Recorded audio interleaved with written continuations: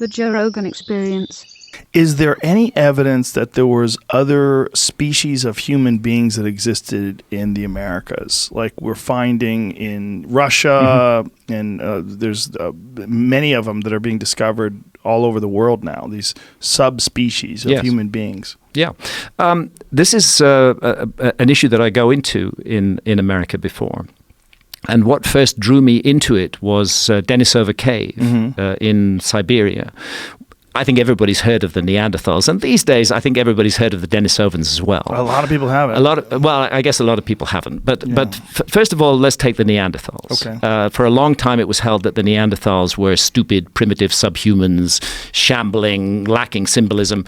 Turns out that that's not true at all. The latest scientific evidence on the Neanderthals is that they were symbolic creatures, that they did do art, that they were in every sense human, and they were in every sense human because anatomically modern humans interbred with Neanderthals. You can't interbreed with another species. They clearly were human beings, but they looked rather different from us. And that's why certain populations in the world today still have 3 to 5% of Neanderthal DNA.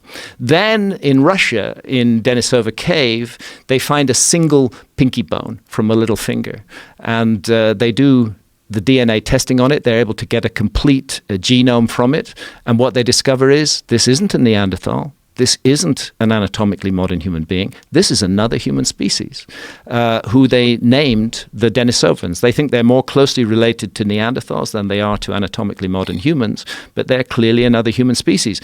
And they also interbred with anatomically modern humans. And Denisovan DNA survives, interestingly enough. It survives predominantly in Australasia, in Papua New Guinea and amongst Australian Aborigines. So as part of the research for this book, I went to Denisova Cave. I had an amazing, actually just incredible trip to Russia. I hadn't expected it to be like that at all. Siberia, I mean, America is vast, but my God, crossing Siberia, this is endless rolling plains, this just vast area. How did you cross it? We took a car. You can't travel independently in Russia. It's very difficult. You have to get permission, and you have to state in advance where you're going to be stopping off at. So what I found, and I just did so through the internet, was a local guy called Sergei Kurgin, who had a little tour business in Siberia, in the city of Novosibirsk. I got in touch with him.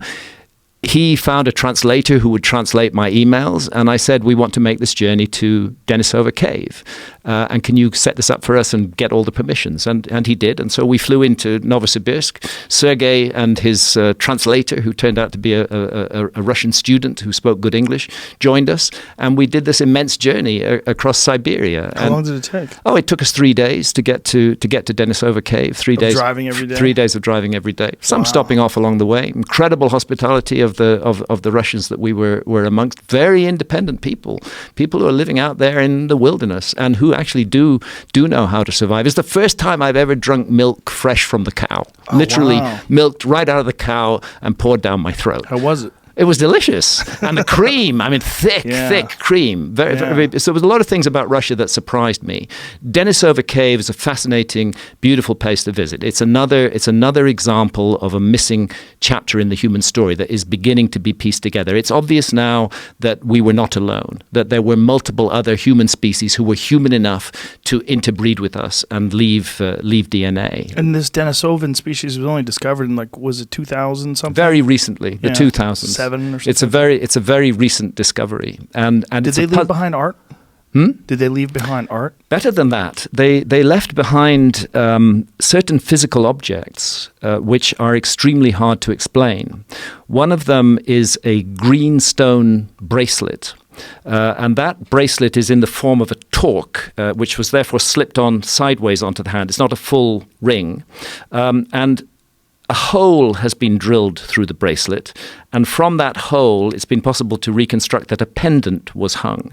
Then the archaeologists started to take a look in detail at the drill marks on that hole, and what they discovered was a huge anomaly, that was drilled with a stable, fixed drill, and it was drilled at extremely high speed. This is thought to be 40 or 50,000 years old, there is not supposed to have been any such technology in that period that was capable of drilling with a stable fixed drill. And yet there it is, and there it appears. So there are also incredible, very fine needles, bone needles that the Denisovans made, very long ones, which suggest that they were stitching very heavy stuff together. And the suggestion has been, were they making skin boats, for example, to use to navigate? That would explain how they managed to get themselves to Australia, which is where the largest amount of Denisovan DNA survives today. There's one of those needles. So there are indications of strangely out of place technology amongst the Denisovans, which is 20, 30,000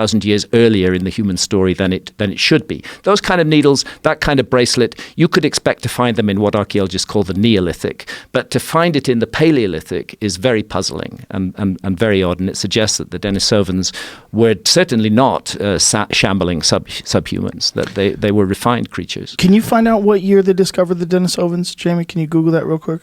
I want to say it's in the 2000s, but I mean, imagine that human beings have been around for this long. Here we are in 2019, and within the last decade or so, they figured this out. Yeah, we're discovering new stuff about ourselves. We're discovering that our story is much richer, much more textured, much more layered than we thought it was. It's not a simple story. It's a very complicated story, and we ourselves are a hybrid species. We are the result of interactions with all kinds of different looking human beings, and the end result is ourselves. So it's not just that we carry Neanderthal or Denisovan DNA. In a sense, we are Neanderthals and Denisovans, and they are part of the anatomically modern human heritage. So you make a good point. The fact that this is only being discovered now, and that it's an incredibly important. I mean, it completely rewrites the story of our ancestry.